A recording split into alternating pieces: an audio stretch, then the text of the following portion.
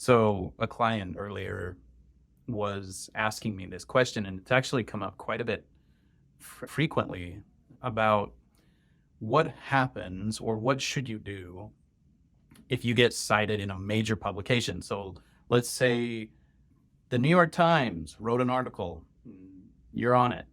Or perhaps there's a big story. We deal with a lot of lawyers. So perhaps you settled a big case. What can you do with it? And so obviously the question comes to us at Clixsy in the context of what could we be doing as it relates to doing SEO services. So the answer to that question can kind of be split up in a couple of different ways. One is, what can you do with it strictly as it relates to SEO? Well, you can incorporate it into existing pages of content, such as, let's say, for example, you settled a big case for a trucking accident. Well, you could cite that, and if you are mentioned in a big publication where they're writing about the story, adding a mention in one of your existing pages helps to develop authority or authoritativeness for that particular page. This is something Google talks about all the time. Building authority is one of the fundamental principles that Google talks about in their guidance that's often referred to as EAT. More recently, that's been updated to 2 E's.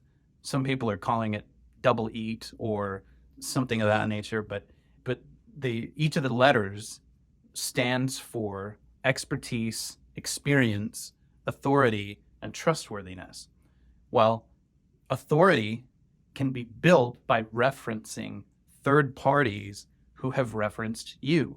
So if you have an attorney in your firm or a member of your staff who was cited for some award or mentioned in the news, you want to make mention of that in your content and link out to it. Ideally, hopefully you're getting a link from them too, but that's not always possible. So at least get your part of the equation by citing that source and saying, hey, we were mentioned over there, and not that way. Obviously, like, phrase it the right way so that it makes sense in the context, but just I'm using shorthand so you understand what I'm talking about. You want to cite that so that you're calling out, and that way Google recognizes that you have some authority because you've been cited by other sources. Now, we've only scratched the surface because so far all we've talked about is how you can leverage that piece of content in an existing page. Well, guess what else you can do? You can further leverage that event or that citation from that third party by using it as a jumping off point to make your own content. This is something that I am trying desperately to really drill into all of my clients. You have to adopt a publisher mindset. And it's extremely important that you do so as the voice of the brand. Like, what you don't want to do is say, yes, let's create a lot of content and then have it all be from voiceless, faceless individuals, because you're so interested in leverage that you outsource everything and you don't put your own face, your own voice into that content. There's still really highly leveraged ways to do this, without getting bogged down and sucked into every little minutia of the task. So start thinking about different ways that you could leverage that content. My personal favorite way to do it is to first create some video content about that thing, because video is highly leverageable. You can take one piece of video and turn it into about 11 billion other pieces of content. You can turn it into a blog post, a press release, an audio for say, for example, a podcast or just an audio clip. You can turn it into an ebook, a PDF, something that's downloadable, so you could potentially use it as what we call a lead magnet, something that you would trade for somebody else's email address, and on and on and on. There's so many different ways that you can leverage that one piece of content. So start with a video. If you've been mentioned in an online publication, make a video announcement about it, or do an interview style. Have somebody in the office ask you some questions so that now not only are you creating authority by being on video about the topic.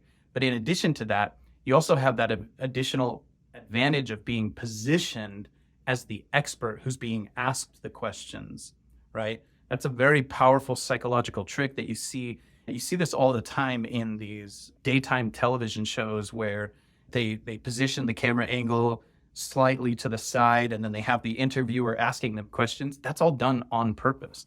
And you can do this with an iPhone, just like I am here now. Have somebody ask you questions about the article.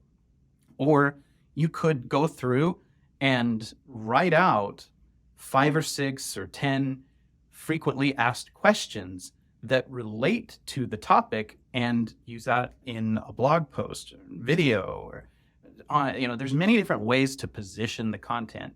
So the most important thing is anytime you're cited in a third party, start thinking about how you can leverage that into as many pieces of content in as many different mediums as possible. And you will be miles ahead of your competition because hardly any of them are thinking like this. Only the most astute, most dialed in, like you, are going to be thinking this way, and you're going to be so far ahead of them. And it has tons of benefits for your SEO. You get activity, you get links, you get views, you get clicks, traffic.